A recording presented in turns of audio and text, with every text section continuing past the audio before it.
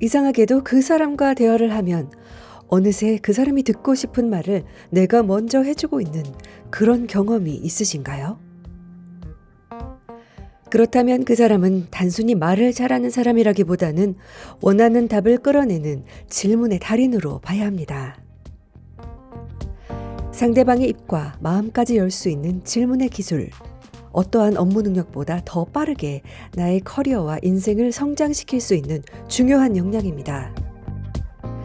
질문을 만드는 방법과 실제 상황에서 활용하는 법, 나아가 질문을 통해 통찰력을 기르는 법을 이 책을 통해 함께 살펴보려고 합니다.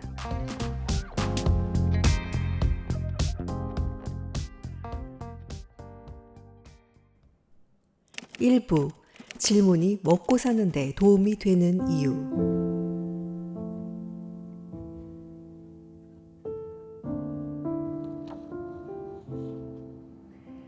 2017년 가을, 저는 아내와 오래전부터 무려 한 달간의 북이탈리아 여행을 꿈꿔오고 계획했습니다. 한 달간의 여행이니 비용도 만만치 않게 들어가게 되고, 그래서 오래전부터 여행을 위한 저금을 따로 해올 정도였습니다. 호텔 예약은 온라인 예약 사이트를 이용해 우리가 원하는 호텔을 가장 저렴한 조건으로 수개월 전에 예약했습니다. 이때 가장 저렴한 조건 중 하나는 예약을 확정하는 것입니다. 즉, 예약을 취소해도 돈을 돌려받지 못하는 조건을 선택하면 가격이 더 내려가게 됩니다. 불사, 여행을 2달여 앞둔 시점, 아내의 회사에 급한 일이 생겼고 아내가 자리를 비울 수 없을 것 같은 불길한 예감이 들기 시작했습니다. 풀이 한껏 죽은 표정으로 아내는 도저히 여행을 갈 수 없겠다고 했습니다. 항공권이며 예약한 호텔만도 여러 곳인데 그중 가장 먼저 떠오른 곳이 바로 볼로냐의 호텔이었습니다. 당연히 취소를 시도할 때 온라인 예약 사이트에서는 호텔 예약 금액인 159만 2,302원을 모두 지불해야 한다고 했습니다. 저는 잠시 고민을 한 뒤 이탈리아의 호텔로 직접 전화를 했습니다. 이때 호텔의 담당 지배인에게 제가 공손하게 전한 핵심 메시지는 3가지였습니다. 첫째, 내가 예약할 때 취소하면 돌려받지 못하는 조건으로 예약한 점은 잘 알고 있다.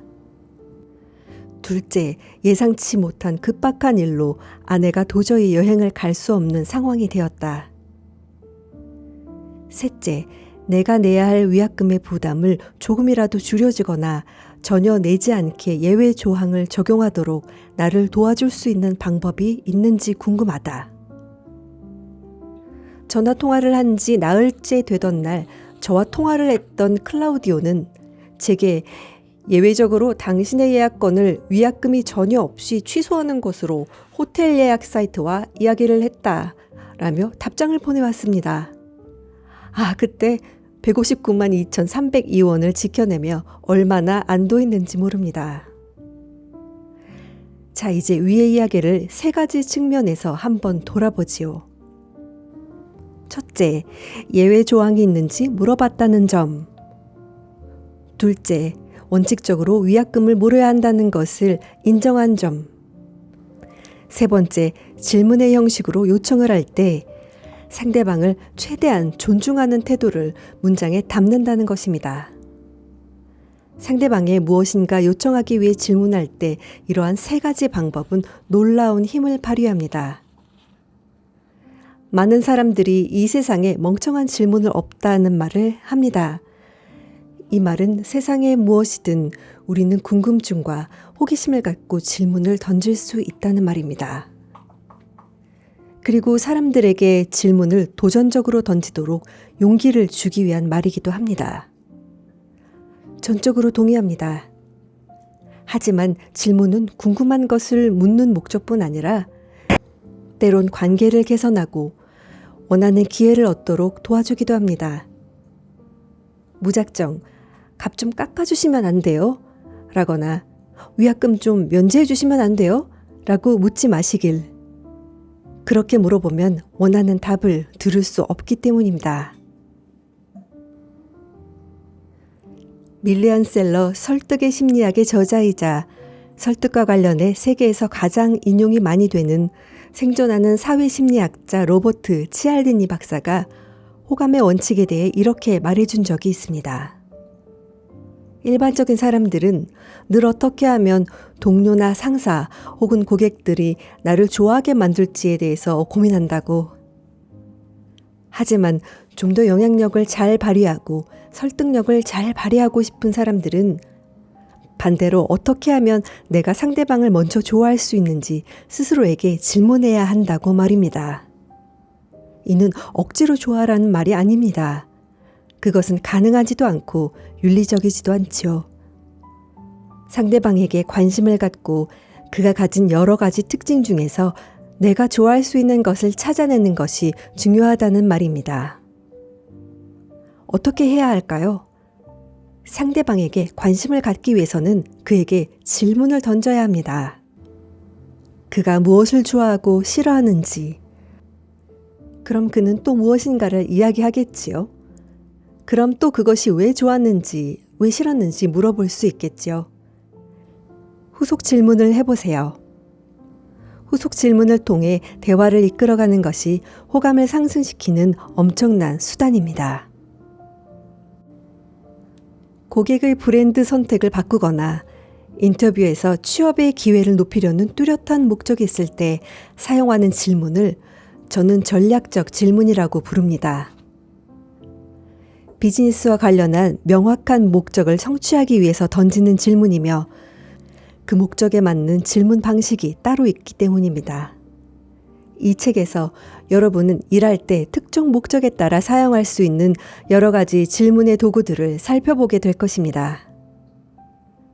똑같은 의도를 갖고도 질문을 이렇게 하면 고객이 경쟁사의 장점에 더 가까워질 수도 있고 저렇게 하면 우리 쪽의 장점에 더 가까워질 수도 있는 것이 전략적 질문의 세계입니다. 여러분이 직장을 다니시거나 프리랜서거나 사업을 하신다면 한번 생각해 보세요. 나는 오늘 일하면서 전략적 질문을 던졌는가? 내일 중요한 회의가 있다면 여러분은 어떤 전략적 질문을 던지고 싶으신가요? 이 책을 읽다 보면 분명 그 해답을 찾으실 수 있을 겁니다. 2부 질문을 디자인하는 4가지 방법. 과거보다 미래 방향으로. 피드백은 자동차의 거울에, 피드포워드는 자동차의 앞 유리창에 비유할 수 있습니다. 피드백은 과거의 내 행동이나 말에 대한 것입니다. 피드포워드는 향후 나의 개선 방향에 대한 제안을 뜻합니다. 우리가 거울을 통해 뒤만 쳐다보면서 운전할 수 없듯이 우리에게 더 중요한 것은 앞, 즉 미래의 내가 어떻게 더 잘할 수 있을까에 대한 제안입니다. 만약 제가 강연을 하고 나서 청중 가운데 누군가에게 오늘 제 강연이 어땠나요? 라고 묻게 되면 이는 피드백을 묻는 것입니다. 이미 끝난 강연에 대해 묻는 것이기 때문이죠. 하지만 오늘 제가 한 강연을 다음 달에 또 하게 되어 있는데요. 제가 어떤 점을 고려하면 다음번에 더 잘할 수 있을까요? 이렇게 미래에 대한 제안을 구하는 방식으로 묻게 되면 이는 피드포워드가 됩니다. 그렇다면 왜 피드포워드가 피드백보다 더 효과가 있을까요? 과거에 이미 한 행동에 대해 피드백을 주는 것은 다소 정치적인 부담이 있습니다. 상대방에게 부정적으로 들릴 수 있는 의견을 내가 전달해야 하기 때문이죠. 그래서 대부분의 사람들 열의 9은 솔직한 피드백을 좀처럼 주지 않습니다. 반면 피드포워드는 미래에 더 잘할 수 있는 방법에 대한 아이디어를 제안하는 것이기 때문에 정치적 부담이 덜합니다. 또한 피드백은 통상 상사가 부하에게 주는 형태이지만 피드포워드는 부하가 상사에게 요청할 수도 있고 반대로 상사가 부하에게 요청할 수도 있습니다. 업무 평가를 3, 4개월 앞둔 시점에 상사에게 면담을 신청해 보세요. 상사와 무슨 이야기를 하느냐고요? 피드포워드를 시도해 보는 겁니다. 예를 들어 제가 강 차장이라고 가정을 해보지요. 강 차장은 부하 직원을 둔 매니저가 된 지 6개월 정도 되었다면 이렇게 상사에게 질문할 수 있습니다. 이사님, 제가 매니저가 된 지 반년이 지났고 열심히 하려고 했지만 개선해야 할 점도 당연히 있을 겁니다. 이사님이 보시기에 제가 앞으로 더 좋은 매니저가 되려면 어떤 점을 신경 쓰면 좋을까요? 이때 상사가 제안하는 아이디어 중에서 시도하고 싶은 것 몇 가지를 골라 실제로 개선하고 그 과정에서 어떤 점이 도움이 되었는지를 종종 상사에게 알려주세요. 이런 피드포워드가 효과가 있는지를 알고 싶다고요? 그럼 이렇게 생각해 보세요. 여러분이 상사라면 부하 직원이 이렇게 자신에게 조언을 구할 때 그 직원에 대해 어떻게 생각하게 될지, 설사 그 직원이 평가에서 좋은 점수를 받기 위해 이렇게 하는 것을 안다고 하더라도 내 조언을 실제 실천으로 옮기며 개선해 나가는 직원에게는 가능한 선에서 아무래도 더 좋은 점수를 주게 되지 않을까요? 또 하나는 가정 또는 개인적 관계에서 사용하는 방법입니다. 저는 아내에게 1년에 딱 한 번, 많을 땐 2번 이렇게 피드포워드를 구합니다. 내가 자기에게 어떻게 하면 좀 더 나은 남편이 될 수 있어? 라고 말이죠. 제가 이 글을 쓰고 있는 지금은 7번째 결혼 기념일을 나흘 앞두고 있는데요. 얼마 전 이 피드포워드 질문을 했더니 물건을 쓰고 나면 제자리에 다시 갖다 놓아줘 라고 하더군요. 저는 군말 없이 넷플릭스 채널에서 곤도 마리에의 설레이지 않으면 버려라를 시청했고 한국의 유명한 정리 전문가 윤선현 대표의 글도 읽었습니다. 그리고 그들의 조언에 따라 옷장부터 정리하기 시작했습니다. 마지막 교훈, 피드포워드는 실천으로 뒷받침될 때 힘이 있습니다. 저도 앞으로 정리 잘하는 사람으로 거듭나려고요. 부정보다 긍정 방향으로. 우리는 문제 해결을 위해 문제를 정의하고 이에 근본적인 원인을 찾아내어 해결책을 브레인스토밍하고 액션 플랜을 만드는 프로세스에 익숙합니다. 문제가 무엇인지를 알아야 문제를 해결하지 라는 말은 당연하게 들리죠. 과연 그럴까요? 예를 들어 몸이 아픈 환자의 경우 의사는 각종 진단과 검사를 통해 어떤 질병인지를 정의하고 그 원인을 찾아 치료를 해야 합니다. 자동차나 기계에 문제가 생겼을 때도 마찬가지입니다. 몸속의 질병, 자동차나 기계의 문제들은 정확하게만 찾아내어 제거하거나 변화를 시키면 상황이 개선될 수 있습니다. 이런 상황에서는 전통적 문제 해결 방식이 작동합니다. 우리 조직의 문제도 이렇게 풀 수 있다면 얼마나 좋을까요? 조직 내부의 문제는 질병이나 자동차 결함이 아닌 사람의 감정과 연결됩니다. 공장의 기계가 아니라 문제를 찾아내고 해결하는 과정에서 문제가 되는 사람과 해결하려는 사람, 문제를 지적하고 방어하는 사람들 사이에는 복잡한 의견과 감정, 정치와 이해관계가 충돌합니다. 조직의 문제를 기계나 몸속의 질병처럼 해결하는 것이 말처럼 쉽지 않은 이유입니다. 이런 상황을 생각해 보죠. 소비자 만족도 조사에서 79%의 소비자가 만족한다는 결과가 나왔습니다. 여러분이 CEO라면 어떤 조치를 취하겠습니까? 21%의 소비자가 만족하지 못하는 원인이 무엇인지를 찾아내고 이에 대한 개선 조치를 강구하라고 직원들에게 지시하지는 않을까요? 이 상황은 자동차 수리 서비스 업체인 영국의 BP 프로케어의 실제 상황이었습니다. 이들은 문제점을 찾아 직원들에게 발표하고 개선하라고 옳은 소리를 했습니다. 결과는 어떻게 되었을까요? 예를 들어 컨설팅 업체에서 임원회의에 들어와서 불만족 요인이 무엇인지 정확히 분석해서 옳은 말을 했다고 치죠. 여러분이 일하는 회사에서는 부서별로 서로 대화하고 그 문제를 해결하기 위해 잘 협업하나요? 그럴 수 있다면 사실 문제 해결은 간단할 수 있습니다.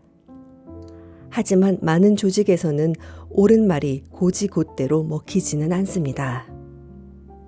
BP 프로케아에서도 불만족 결과가 밝혀지자 임직원들의 사기는 떨어졌고 일부는 다른 부서를 비난하거나 책임을 떠넘기는 태도를 보였으며 옳은 분석에도 불구하고 소비자 만족도는 더 떨어졌습니다.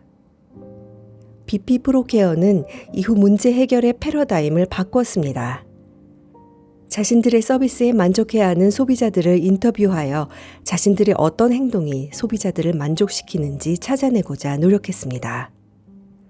즉, 문제의 근본 원인이 아니라 부분적이긴 하지만 자신들이 만들어내고 있는 성공의 근본 원인에 집중한 것입니다.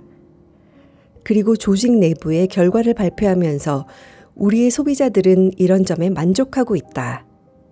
조직 내부에서 이런 요인들을 연구하고 더 확대할 수 있도록 노력하자라고 격려했습니다.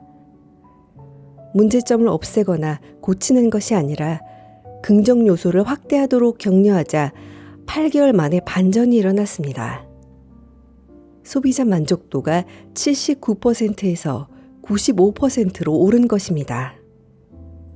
곰곰이 생각해보면 긍정 요소를 확대하고자 할 때는 임원이나 부서 사이에 정치적인 날을 세울 필요가 없습니다.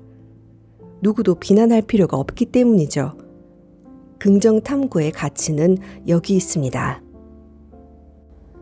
긍정 탐구는 질문을 디자인하는데 몇 가지 중요한 통찰을 주게 됩니다. 첫째, 직장 내 회의 등에서 던지는 질문의 방향이 우리의 목적을 이루는데 도움이 되는지 생각해 보게 합니다. 왜 이 제품이 잘 팔리지 않을까라는 질문 대신에 우리 구매자들은 우리 제품에 대해서 어떤 점을 좋아하는 것일까라는 질문을 던져보는 것이지요. 아인슈타인은 문제를 해결하기 위해서는 문제를 만든 것과 같은 수준의 의식으로는 안 되며 세상을 새롭게 바라보는 방법을 배워야 한다고 했는데 긍정 탐구는 문제를 해결하고 조직의 변화를 가져오기 위해서는 전통적인 문제 해결 방식이 아닌 새로운 방식, 즉 무엇이 문제인가가 아니라 무엇이 제대로 작동하고 있는가라는 새로운 수준과 관점에서 접근하게 합니다. 둘째, 인간은 논리적이라기보다는 감정적 동물입니다. 모든 조직 내부에는 부서 간에 사람 간의 정치가 있고 감정의 충돌이 있습니다. 파워포인트 안의 다이어그램과 화살표처럼 조직 내부의 문제를 논리적으로 풀어내는 데는 한계가 있다는 것을 조직 생활을 해본 사람이라면 모두 느꼈을 겁니다. 논리적으로 맞는다 하더라도 문제에만 집중하는 질문이 때로는 팀워크를 해치고 성과를 더 낮추는 결과를 가져올 수 있다는 점을 생각해야 합니다. 긍정 질문은 부서 간에 사람 간의 정치적 장벽을 낮춰주고 문제보다는 가능성에 무게를 두고 협조하게 만드는 힘이 있습니다. 사실에 머물지 말고 이야기를. 한 걸음 더 들어가 보겠습니다. 유명한 뉴스 앵커가 자주 하던 말입니다. 이 말은 커뮤니케이션을 잘 하고 싶다면 꼭 기억해야 할 말이기도 합니다. 질문을 하는 가장 기본적인 이유는 앞에서도 말씀드린 것처럼 잘 모르거나 애매한 것을 구체적으로 이해하기 위해서입니다. 즉, 질문의 중요한 목적 중 하나는 개념적인 사실에서 한 걸음 더 들어가서 구체적인 이야기를 나누고 이해하기 위해서입니다. 예를 들어 상사가 어느 월요일 회의에서 우리 팀의 조직 문화를 바꿔야 합니다 라고 이야기를 했다고 치죠. 조직 문화를 바꾼다는 것은 수백 가지 의미를 가지고 있습니다. 그 팀에 100명이 있다면 이 말을 듣는 순간 아마도 100가지 그림이 머릿속에 그려질 것입니다. 어떤 사람들은 출퇴근 시간이나 복장이 자유로워지는 것을 생각할 수도 있고 어떤 사람들은 회의 문화나 보고서가 바뀌는 것으로 생각할 수도 있습니다. 우리는 한 걸음 더 들어가서 이해할 수 있도록 질문을 해야 합니다. 팀장님, 조직 문화를 바꿔야 한다는 방향에 전적으로 동의합니다.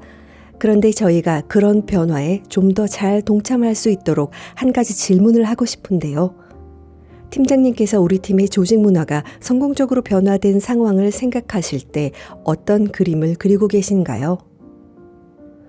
소통에서 구체적이란 말은 그림을 그리듯이 말하는 것을 말합니다. 조직 문화 변화라는 말은 개념적인 말입니다. 머릿속에 같은 그림을 그리기가 힘듭니다.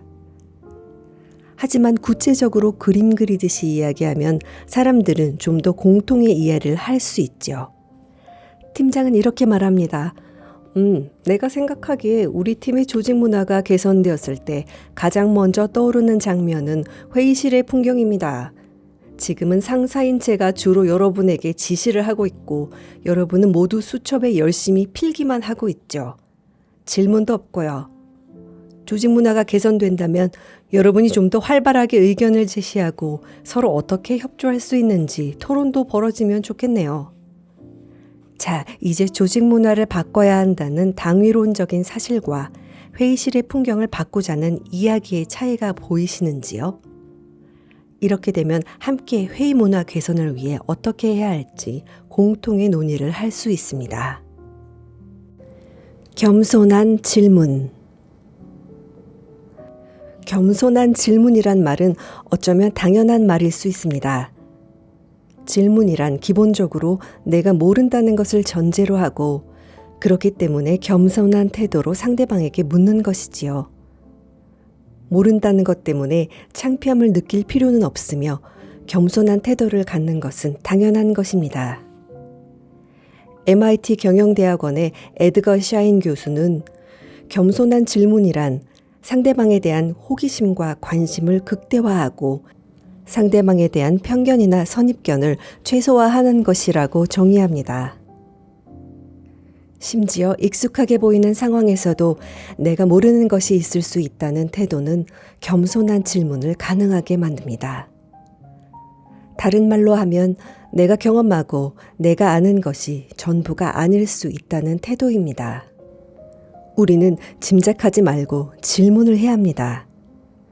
이 상황을 어떻게 보고 계시나요? 어떻게 이해하셨나요? 저는 이렇게 이해했는데 당신도 이렇게 이해하셨는지요? 겸손한 태도로 질문을 한다는 것은 자신의 취약성을 드러낸다는 것입니다. 취약성을 드러내는 것은 위기 상황에서 리더가 회의를 진행할 때도 중요합니다. 실무자들에게 직언해야 한다라고 말하는 경우가 있는데요. 이는 물론 옳은 말이지만 현장에서 쉽게 먹힐 수 있는 말은 결코 아닙니다. 자신의 일자리를 걸고 상사에게 먼저 나가서 사과하시는 것이 좋겠습니다 라고 말하기란 힘들다는 뜻이죠. 정말 여러분이 제대로 된 해결책과 조언을 얻고 싶다면 상대방으로 하여금 직언을 해도 안전하다고 느낄 수 있는 환경을 만들어야 합니다. 예를 들어 제가 실수를 저질렀고 지금 어떻게 대처해야 할지 솔직히 생각이 잘 떠오르지 않습니다. 여러분께서 제3자 입장에서 지금 제가 어떻게 대응하고 행동하면 좋을지 조언을 해주신다면 정말 제게 도움이 되겠습니다. 여러분의 의견을 잘 듣고 생각하여 대응하도록 하겠습니다. 살다 보면, 일하다 보면 무엇을 어떻게 해야 할지 몰라 다른 사람들의 도움이 필요한 순간이 종종 찾아오게 됩니다. 그럴 때 무작정 묻지 마시고 취약성을 인정하면서 묻고 요청하시길 바랍니다. 3부 나만의 질문 사전. 후속 질문을 통해 대화를 이끌어가는 방법.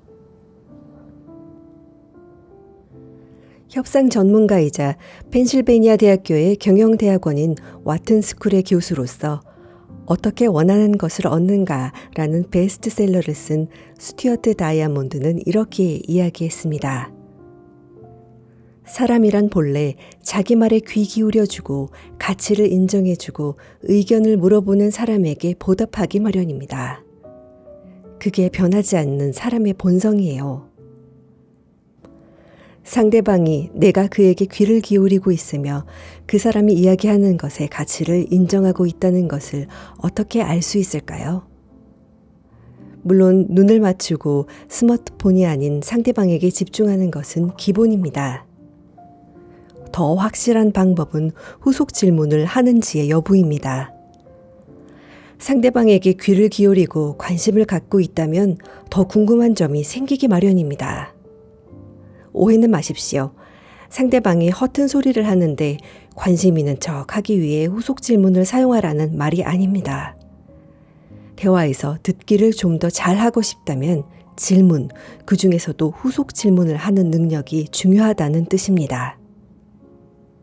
여러분이 자신의 의견을 이야기하기 불편해하는 상사나 고객을 대할 때도 이런 후속 질문을 활용해 보세요. 대화의 분위기가 달라지는 것을 경험할 수 있습니다. 누군가와 만나서 인사를 하고 명함을 주고받으면서 나는 이 사람에게 무엇이 궁금하지? 라는 질문을 스스로에게 던져봅니다. 상대방이 현재 직장에서 하고 있는 일을 듣다 보면 문득 그 전에는 어떤 곳에서 어떤 일을 했는지 궁금할 수 있습니다. 그럴 때 우리는 이렇게 질문할 수도 있겠죠. 이전에는 어떤 일을 하셨는지 궁금한데요. 여쭤봐도 될까요? 여러분이 상대방에게 무언가를 말하고 싶다면 먼저 그의 이야기를 잘 들어야 하고, 그러기 위해서는 질문을 던져야 하며 질문은 호기심과 관심을 가질 때 나올 수 있는 것입니다. 질문으로 대화를 이어가기 위해서는 다음 질문만 생각해서는 안 됩니다. 내 질문에 대해 상대방이 이야기를 할 때 귀를 기울여 듣는 것이 중요합니다. 잘 이해가 되지 않는 경우에는 걱정 말고 질문하세요. 잘 이해가 되지 않는데 다시 한번 설명해 주실 수 있나요? 상대방이 말하는 것 중 내가 새롭게 느껴지거나 관심이 있는 것이 생기면 이제 한 걸음 더 들어갈 수 있습니다. 이 부분이 바로 질문을 구체화시키는 단계입니다. 한 걸음 더 들어가는 질문을 몇 가지 살펴보겠습니다. 구체적인 예를 들어주실 수 있나요? 그 사건으로 인해 어떤 영향이 있었나요? 그래서 어떻게 하셨나요? 무슨 생각을 하셨나요? 왜 그랬다고 보십니까? 그 경험이 주는 의미는 무엇이었습니까? 대화를 하면서 중간에 상대방이 이야기한 것을 내가 제대로 이해하고 있는지 확인할 필요가 있을 때가 있습니다. 내가 이해한 바를 요약하면서 상대방에게 내가 제대로 이해하고 있는지를 확인하는 과정입니다. 이럴 때 쓸 수 있는 표현은 다양합니다. 방금 말씀하신 내용을 제가 제대로 이해했는지 확인하고 싶은데요. 그러니까 그 상황에서 이렇게 했다는 말씀이죠. 당시 부장님께 가장 중요했던 것은 무엇이 맞나요? 그때 그렇게 말씀하신 것은 이런 의미가 맞습니까? 계속 한 사람만 질문을 하고 다른 사람은 대답만 한다면 그것은 언론과의 인터뷰이거나 검찰 혹은 경찰의 신문일 수 있겠습니다. 질문으로 대화를 이어가라는 것이 내 의견을 숨기라는 뜻은 아닙니다. 여러분이 대화를 하는 과정에서 질문을 했더니 상대방이 자신의 의견을 이야기한 뒤 나에게 똑같은 질문을 한다면 나 역시 솔직하게 의견을 이야기해야 하죠. 스티븐 코비는 이런 말을 한 적이 있습니다. 만약 두 사람이 똑같은 의견을 갖고 있다면 한 사람은 필요가 없다. 나는 나와 동의하는 사람과 말하거나 소통하고 싶지 않다. 내가 누군가와 소통을 하고 싶은 것은 상대방이 다르게 보기 때문이다. 나는 그런 차이를 소중하게 생각한다. 대화의 가치는 서로 다른 생각과 의견을 나누는 것에 있습니다. 질문으로 대화를 이어나가더라도 마지막에는 상대방의 이야기로부터 느낀 점이나 중간에 떠오른 여러분의 관련 경험, 아이디어 등을 제시하는 것이 바람직합니다. 그 이야기를 듣다 보니 한 가지 경험이 떠올랐습니다. 그 이슈에 대해서 저는 지금까지 이렇게 생각해 왔습니다. 그 부분에 대해 한 가지 생각이 떠올랐는데요. 다만 너무 길게 말씀하시지는 않는 것이 좋습니다. 대화의 30% 정도 내에서 여러분이 떠올린 경험이나 아이디어, 다른 시각을 상대방에게 전달하시는 것이 좋습니다. 더 나아가 만약 상대방과 협상을 하시는 상황이라면 30%가 아니라 20% 정도로 더 줄이는 것이 나을 것입니다. 말을 많이 하는 사람은 자신의 패를 더 드러내게 되어 있거든요.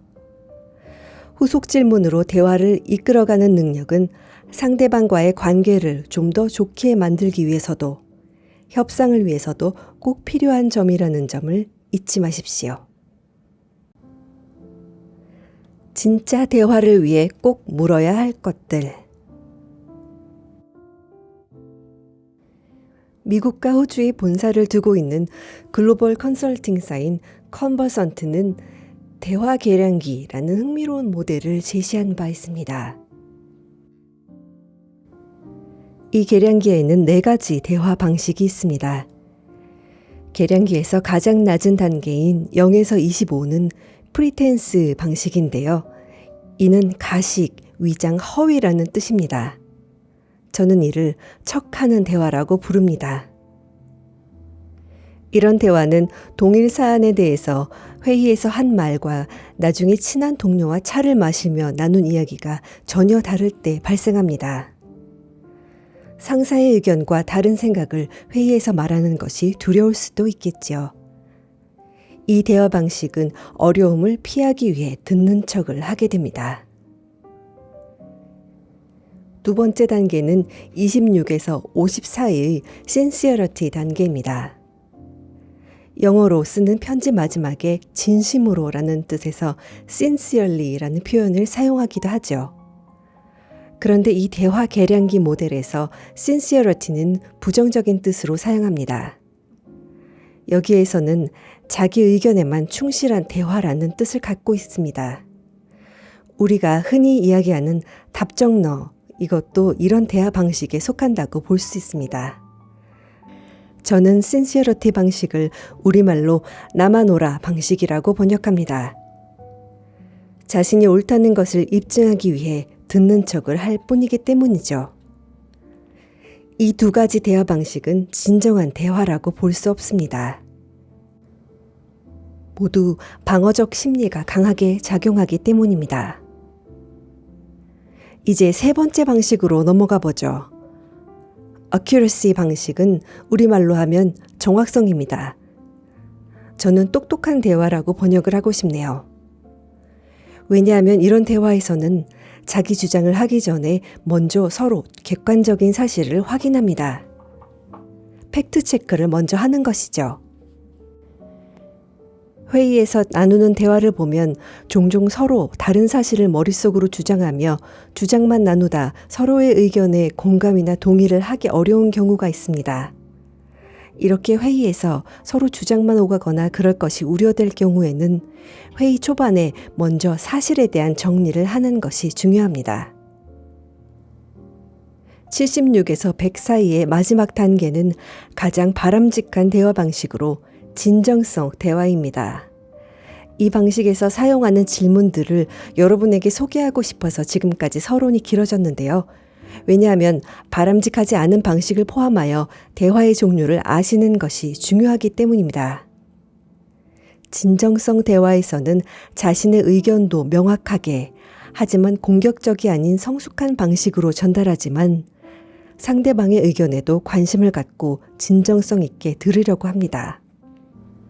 진정성 대화를 하고 싶다면 여러분이 기억하실 것은 바로 다음 질문들입니다. 이 질문들을 기억해서 상대방에게 적절하게 던지고 이야기에 귀를 기울이실 수 있다면 여러분은 진정성 대화를 할 준비가 될 것입니다. 무엇이 가장 중요한가요? 가장 걱정되는 것이 무엇인가요? 이것이 어떤 의미인가요? 저에겐 이러이러한 의미인데요. 척하는 대화와 나만 오라 대화 방식이 자신만을 보호하기 위한 것이라면 똑똑한 대화와 진정성 대화에서는 서로 상대방의 정보와 관점을 배우기 위해 듣기를 실천하게 됩니다. 친구와 커피 마실 약속이 있으신가요? 한번 진정성 대화의 질문을 던져보세요. 삶에서 네게 가장 중요한 것은 뭐야? 지금 내 삶에서 가장 걱정되는 것은 뭐니? 지금 너는 네가 처한 상황을 어떻게 보고 있니? 라고요. 종종 카페에서 수다를 떨고 나서 찾아오는 허탈감을 느낀 적이 있다면 지금이 바로 진정성 대화의 질문이 필요한 시간입니다. 조언을 구해야 할까? 의견을 구해야 할까? 여러분이 상사의 마음이 되어 한번 생각해 보시면 더 이해가 쉬울 수 있습니다. 여러분의 후배 팀원 두 사람이 각각 진행하는 프로젝트 A와 B가 있다고 치죠. 프로젝트의 실행의 질은 큰 차이가 없다고 가정해 보겠습니다.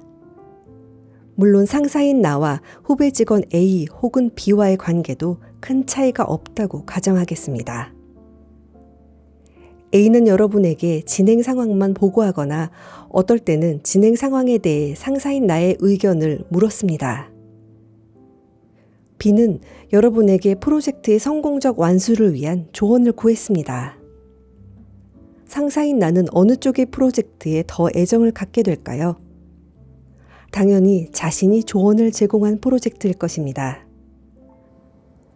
후배 직원이 상사인 나의 경험과 전문성을 바탕으로 해준 조언을 듣고 노력해왔다는 것을 알고 있고, 내가 조언을 해준 만큼 그 프로젝트에서 좋은 결과가 나와야 나에게도 의미와 일부 혜택이 있기 때문이죠. 단순히 의견을 묻는 것보다는 성공을 위한 조언을 상사에게 구할 때 상사는 더 지지할 가능성이 높습니다. 조언을 구하는 질문에 대한 우리의 시각을 한 단계 더 넓혀 보겠습니다. 미래의 내가 지금의 나에게 조언을 하는 질문도 가능하다는 것을 이야기하려고 합니다. 95세가 된 내 모습을 상상해 보세요. 이제 숨 한 번만 더 쉬면 당신은 세상을 떠나게 됩니다. 그 마지막 숨을 몰아쉬기 바로 전 당신은 선물을 받게 됩니다. 바로 현재의 당신에게 한 가지 조언을 전달할 수 있는 선물이죠. 만약 95세로 삶을 마감하는 당신은 현재의 당신에게 뭐라고 조언할 것 같습니까? 직업적인 측면에서는 뭐라고 할까요? 개인의 삶에 대해서는 뭐라고 말할 것 같습니까? 선택과 집중을 위해 한 가지를 묻는다. 이사님, 이 프로젝트를 우리 부서에서 하는 것은 결국 프로젝트를 하기 이전과 이후에 뚜렷한 변화를 만들어내기 위해서일 텐데요. 중요한 것들이 많이 있겠지만 우선순위를 파악하기 위해 한 가지 궁금한 것이 있습니다. 이 프로젝트를 실행하기 전인 지금과 성공적으로 완수한 이후에 만약 우리가 한 가지만을 뚜렷하게 변화시킬 수 있다면 그것은 무엇이 되어야 할까요?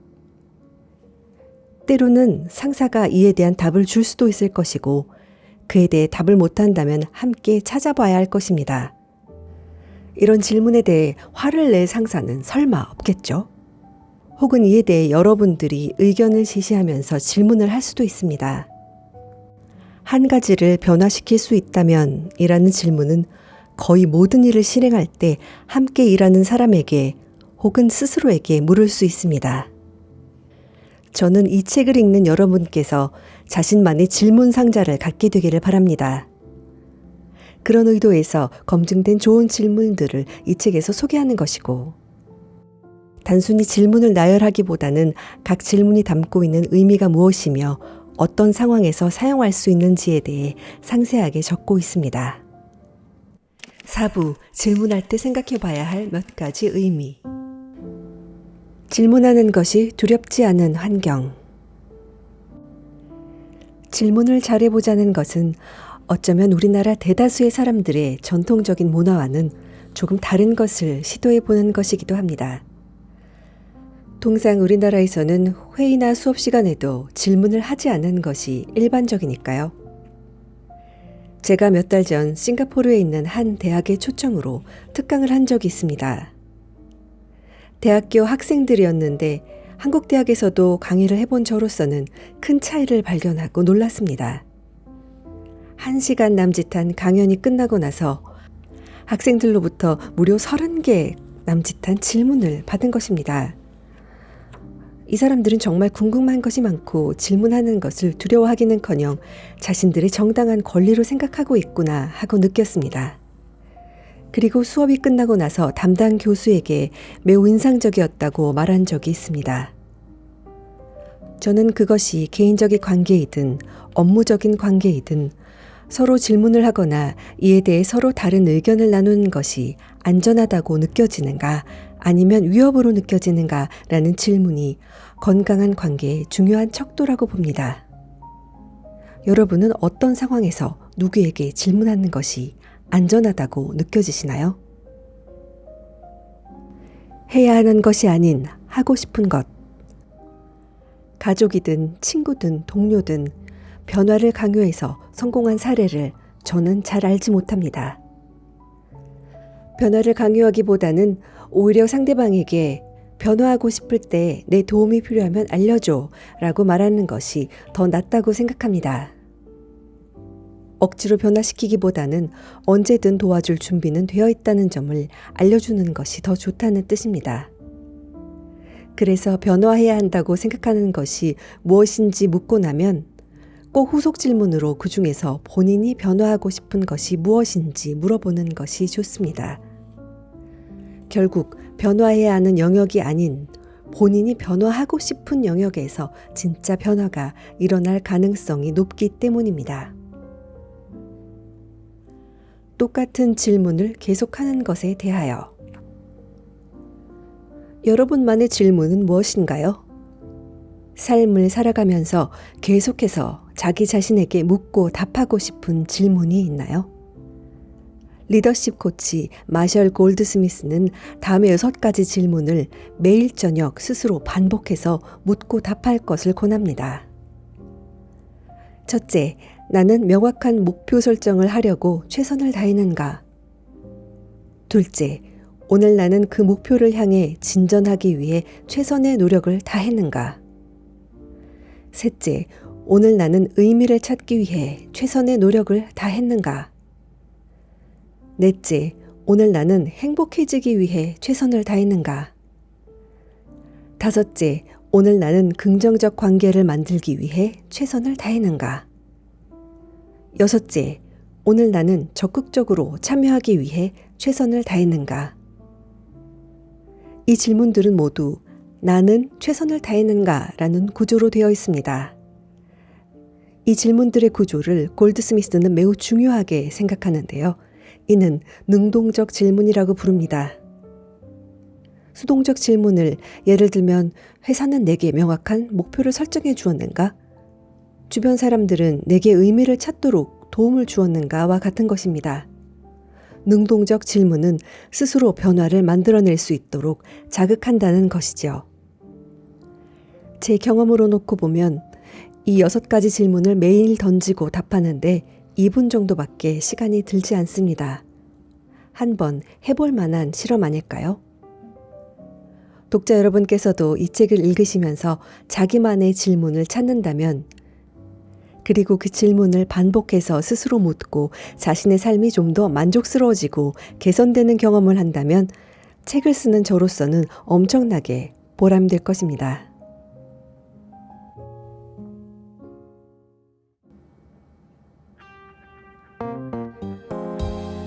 여러분, 이 책에서 다뤄진 질문들 중에 이 질문은 꼭 써먹어야지 하고 마음에 새겨둔 질문이 있으신가요? 저는 무엇이 가장 중요한가요?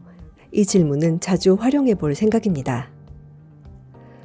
저자는 에필로그에서 웬만한 답은 인터넷에서 그리고 인공지능을 통해 해결하는 세상에서 답변의 주인보다는 질문의 주인이 세상의 주역이 되는 시대라고 말하고 있습니다. 능동적으로 타인과 그리고 나에게 진정성 있는 질문을 던져보면서 좀 더 효율적으로 원하는 목표를 향해 정진하시기 바랍니다.